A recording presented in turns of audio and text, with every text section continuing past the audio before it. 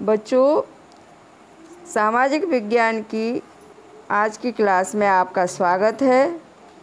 आज हम आप लोगों को पढ़ाने जा रहे हैं सत्ता की साझेदारी क्यों ज़रूरी है। तो समझें, बेल्जियम और श्रीलंका की सत्ता की व्यवस्थाओं की कहानी ये शिक्षा देती हैं। ये कहानी दोनों ही देशों की कल मैंने समझाई थी आपको।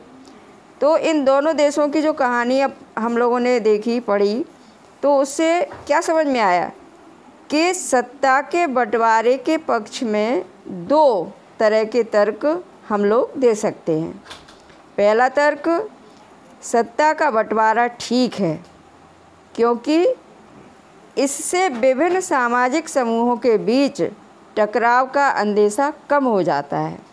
यानी सामाजिक समूह आपस में लड़ेंगे नहीं, टकराव नहीं होगा, संघर्ष नहीं होगा। क्योंकि सामाजिक टकराव अक्सर हिंसा और राजनीतिक अस्थिरता का रूप ले लेता है।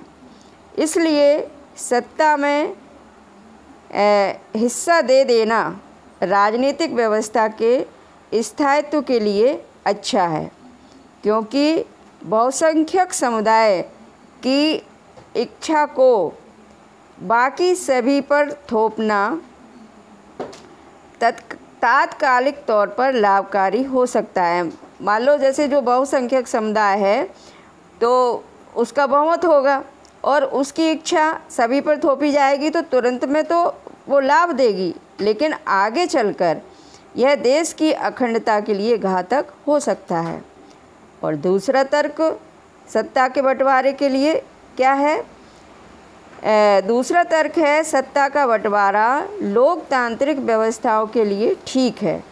और इसके पक्ष में एक बात और कही जा सकती है, और वह बात क्या है? और वह बात बहुत अधिक गहरी है। सत्ता की साझेदारी दरअसल लोकतंत्र की आत्मा है।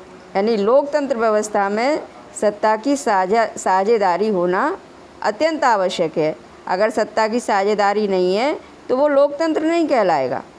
तो इस तरह से लोकतंत्र का मतलब ही होता है सत्ता की साझेदारी। सत्ता की साझेदारी, जो लोग इस शासन व्यवस्था के अंतर्गत हैं उनके बीच सत्ता को बांटा जाए। अब इन दो तर्कों में से एक को हम युक्तिपरक और दूसरे को नैतिक तर्क कह सकते हैं। और युक्तिपरक या समझदारी का तर्क लाभकर परिणामों पर जोर देता है। यानी जो पहला तर्क है वो लाभ देखता है, जबकि नैतिक तर्क सत्ता के बंटवारे में अभूतपूर्व महत्व को बताता है। अब युक्तिपरक का अर्थ समझ लेते हैं। क्या मतलब है युक्तिपरक का? युक्तिपरक का मतलब है हानि लाभ का सावधानीपूर्वक हिसाब लगाकर लिया गया फैसला। नैतिकता पर आधारित फैसला अक्सर इसके उल्टा होता है। अब इस तरह से जो समझाया, इससे आप लोगों को क्या समझ में आया, क्या समझा, क्या जाना? इसके लिए मैं दो बच्चों की मन की बात बताने जा रही हूँ। बेल्जियम की एक बच्ची एनते, ये डच माध्यम के स्कूल में पढ़ती है, लेकिन फ्रेंच बोलने वाले, ये भी फ्रेंच बोलती है और इसके साथ ही जो इसके साथ पढ़ने वाले स्कूल के बच्चे हैं वो भी फ्रेंच बोलते हैं, और वो ये चाहते हैं कि पढ़ाई फ्रेंच भाषा में ही हो। और श्रीलंका सेल्वी नाम की एक लड़की है, ये श्रीलंका की राजधानी कोलंबो के एक स्कूल में पढ़ती है, और वह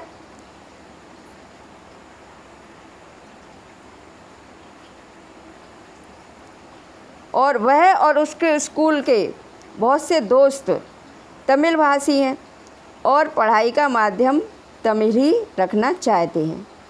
तो अब आप इन दोनों बच्चों के मन की बात को समझ करके बताएं कि कौन सी सरकार जो कल मैंने समझाई थी बेल्जियम की और श्रीलंका की।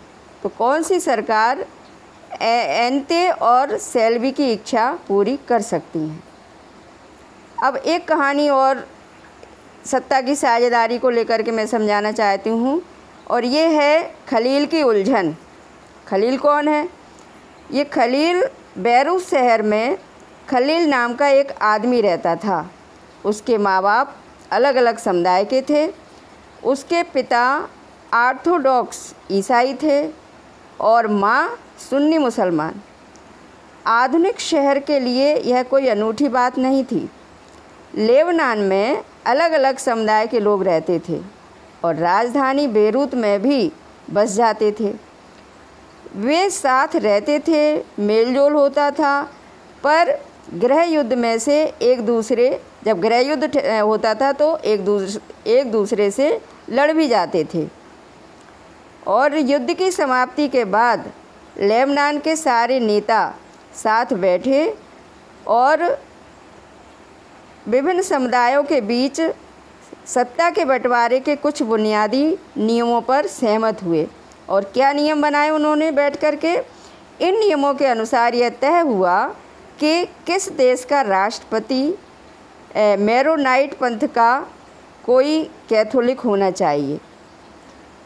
यानी देश का जो राष्ट्रपति बनेगा वो मेरोनाइट पंथ का कोई भी कैथोलिक होना चाहिए, और सिर्फ सुन्नी मुसलमान प्रधानमंत्री बन सकता है, और उप प्रधानमंत्री का पद ऑर्थोडॉक्स ईसाई का व्यक्ति बन सकता है, और संसद के अध्यक्ष का पद शिया मुसलमान के लिए तय हुआ।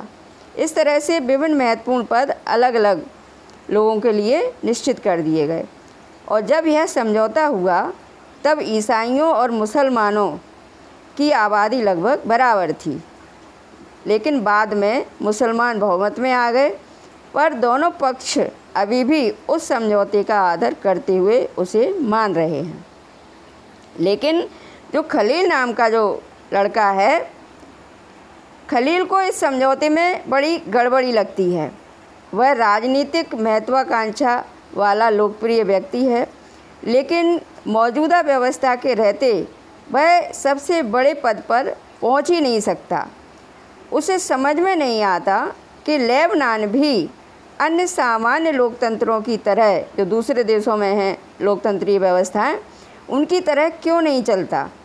उसका कहना है कि सिर्फ चुनाव कराइए और हर किसी को चुनाव लड़ने की आज़ादी दीजिए, और जिसे ज़्यादा वोट मिलें वह राष्ट्रपति बन जाए, भले ही वह किसी भी समुदाय का क्यों ना हो।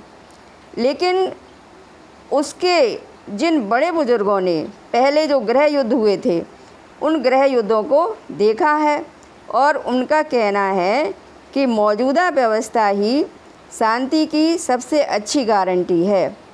अगर आपको लेबनान का कानून फिर से लिखने का अधिकार मिल गया होता तो आप क्या करते। तो इस तरह से आप इस चीज़ को समझ करके इस प्रश्न का आंसर ढूंढने की कोशिश करेंगे। आज की क्लास यहीं ख़त्म होती है। धन्यवाद।